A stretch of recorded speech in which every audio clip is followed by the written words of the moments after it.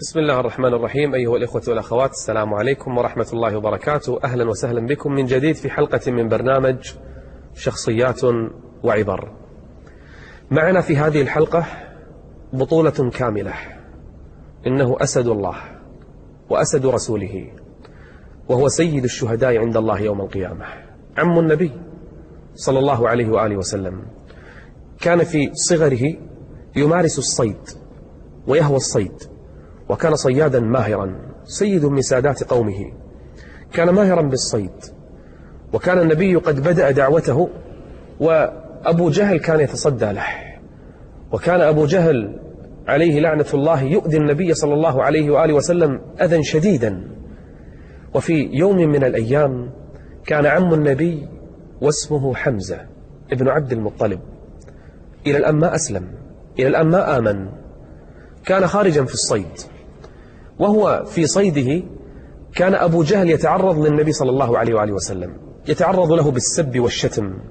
وكانت تسمعهما جارية مولاه لعبد الله بن جدعان، مولاة عبد الله بن جدعان، كانت تسمع أبا جهل يسب من؟ النبي صلى الله عليه وسلم. انتظرت هذه الجارية حتى رجع من؟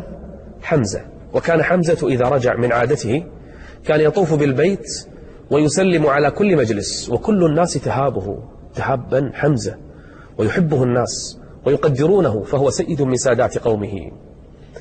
فلما وصل إلى مكة بعد صيد استقبلته تلك الجارية، قالت: يا حمزة. قال: نعم. ماذا تريدين؟ قالت: هل سمعت ما صنع عمرو بن هشام أبو الحكم يسمونه، تقصد أبا جهل، هل سمعت ما فعل بابن أخيك؟ قال: بمن؟ قالت: بمحمد. قال: وما صنع؟ قالت: سبه وشتمه وقال كذا وكذا، نقلت له الخبر كله. فإذا بحمزة يثور، مع أنه ما أسلم، لكن كيف يقال هذا في ابن أخي؟ مهما كان فإنه ابن أخيه. أبو جهل كيف تجرأ ويقول هذا في محمد صلى الله عليه وسلم؟ فغضب من؟ حمزة، فأسرع يبحث عن أبي جهل، فوجده بين الناس بين أصحابه جالسا. فلما وصل إلى أبي جهل فقال الناس: مرحبا بحمزة. فرفع حمزة شيئا في يده، طرف سيفه أو درعه، فضرب بها من؟ ضرب بها أبا جهل على رأسه، فشجه، أي نزل الدم من رأسه وسقط على الأرض. فإذا بالناس يقومون، فقال حمزة أوقفهم، قال: أتشتم ابن أخي وأنا على دينه أقول ما يقول؟ الله أكبر.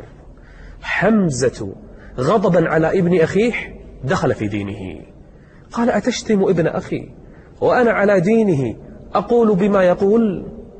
فقام الناس يريدون ضربه، فقال أبو جهل: دعوه ولا يقترب منه أحد، لقد شتمت ابن أخيه. وكان صادق أبا جهل في هذه، قال: لقد شتمت ابن أخيه. ثم هددهم حمزة أن يتعرض لابن أخيه أحد، فذهب إلى النبي صلى الله عليه وآله وسلم يتعلم منه الدين، ودخل في دين الله جل وعلا. هو الذي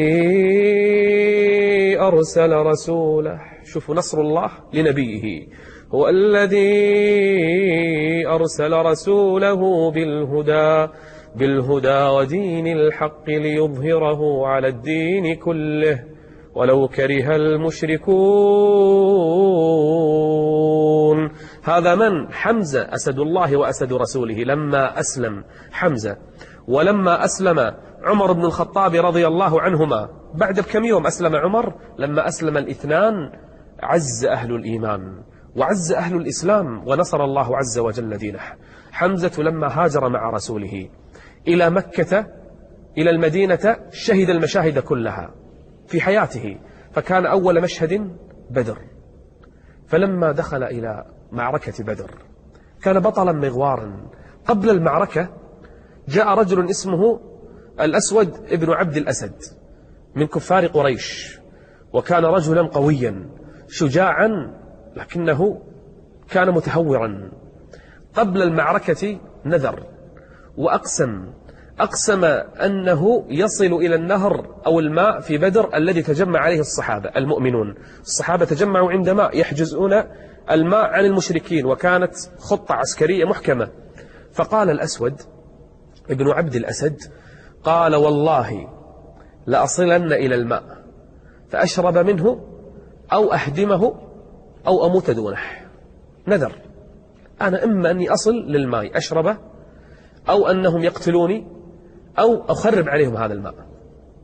فإذا به يقدم ويقبل بسيفه وعلى فرسه.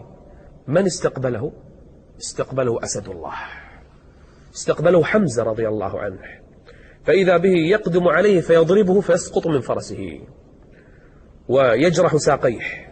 حمزة ضربه فسقط على الأرض. حمزة الآن يريد أن يتراجع، فإذا به يحبو على الأرض يريد أن يوفي بنذره، يبي يوصل وين؟ إلى النهر.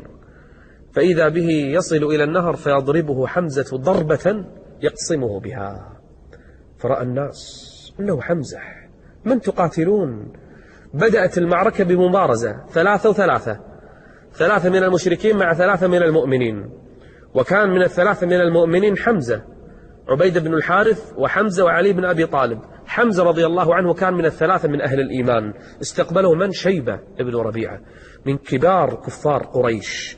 وإذا بحمزة لا يثنيها، ضربة وضربتين ويقتله بها. من تواجه أنت؟ تواجه حمزة أسد الله؟ تواجه من؟ البطل المغوار، حمزة الذي لا يشق له غبار، حمزة الذي لو قام أمامه جيش ما استطاع عليه. إنه حمزة لم يقتل إلا غدرا. وإذا بحمزة يجول ويجوب في صفوف المشركين. بدأت المعركة، يجول ويجوب في صفوفهم، يقتل هذا ويجرح هذا ويضرب هذا ويرد هذا، حتى قتل 4 كلهم من أسرة واحدة. من ال4؟ إنهم أسرة هند بنت عتبة. هند بنت عتبة قبل أن تسلم قتل في تلك المعركة 4، أبوها وأخوها وزوجها وخالها، 4 قتلوا.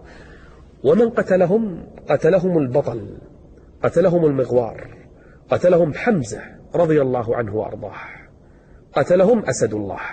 فإذا بهند يأتيها الخبر وتبكي وتصيح، وكفار قريش يندبون قتلاهم سنة كاملة ويبكون قتلاهم سنة كاملة، لا يرقى لهم ولا يجف لهم دمع. يبكون من السنة الثانية للسنة الثالثة للهجرة، يجمعون مالا وينذرون نذرا ويوقفون قوافل ويجمعون كل الأموال ويجهزون جيشا لينتقموا مما حصل في بدر. وكان ممن يجهز ويعد العدة هند بنت عتبة، تريد أن تنتقم لأهلها، لأخيها ولزوجها ولأبيها ولخالها، تريد أن تنتقم لهم. ماذا فعلت؟ ذهبت إلى أحد الرجال وكان عبدا اسمه وحشي. هذا الرجل كان ماهرا بالرماية، يرمي بالرمح لا يخطئ، معروف في مكة إذا رمى برمحه شيئا ولو كان بعيدا لا يخطئه، من رمية واحدة يصيب الهدف. هذا الرجل كان شجاعا متمرسا في الرماية. جاءته هند قالت له ما رأيك أن أحررك؟ وليس هذا فقط، وأعطيك من الذهب والفضة واللآلئ والجواهر، وأعددته بأموال كثيرة ضخمة. قال كل هذا لي؟ قالت نعم. قال وما تطلبين؟ قالت شيئا واحدا. قال ما هو؟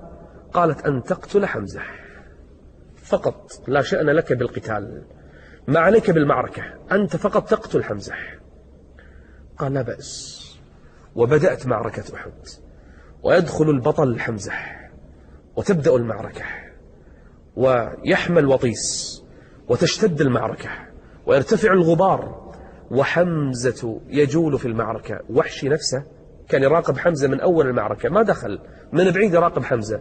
يقول فكنت أراه لا يدع أحدا إلا وصرعه، ولا يجابه أحدا إلا وقتله. يقول تعجبت، شنو هذا الرجل بيده مو سيف واحد، سيفين، سيف بيمينه وسيف بشماله يقاتل بهما. يقول نظرت إليه لا يجابه أحد ولا يواجهه أحد.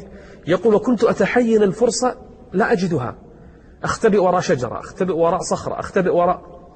يقول حتى وجدت فرصة فرفعت الرمح فضربته بها بظهره. ما كان لأحد أن يقتل حمزة مواجها إلا غدرا، قتل حمزة. وجاءه وحشي ومثل بجسده، قطعه وأخرج كبده ومثل بجثته. بعد المعركة رأى النبي عمه فدمعت عيناه وقد مثل بجسمه. بكى النبي صلى الله عليه وسلم. على من يبكي النبي صلى الله عليه وآله وسلم؟ على عمه سيد الشهداء. قال سيد الشهداء عند الله يوم القيامة حمزة. لما رجع إلى المدينة وجد النساء يبكين قتلاهم، قال لكن حمزة لا بواكي له، لكن حمزة لا بواكي له. ثم قال النبي يبشر الصحابة رأيت الملائكة تغسله، رأيت الملائكة تغسل من؟ تغسل حمزة كما غسلت حنظلة. ولا تحسبن الذين قتلوا في سبيل الله أمواتا بل أحياء عند ربهم يرزقون. شخصيتنا في الحلقة المقبلة أيضا صحابي جليل وبدأ إسلامه مبكرا، هو وأمه وأبوه عذبوا. العائلة كانت كلها تعذب مع بعضها، كان يعذبهم أبو جهل ويجلدون جلدا، بل أمه قتلت أمامه، فكانت أمه أول شهيدة في الإسلام. وكان النبي يصبر العائلة ويقول لهم موعدكم الجنة. ورآه يضرب يوما فقال ويحه تقتله الفئة الباغية. من هذه الشخصية التي سنستخلص منها العبر؟ كونوا معنا في الحلقة القادمة. استودعكم الله والسلام عليكم ورحمة الله وبركاته. Tiram tiram tiram tiram tam tara tam tam. Tiram tiram tiram tiram tam tara tam tam. Tiram tiram tiram tiram tam tara tam tam.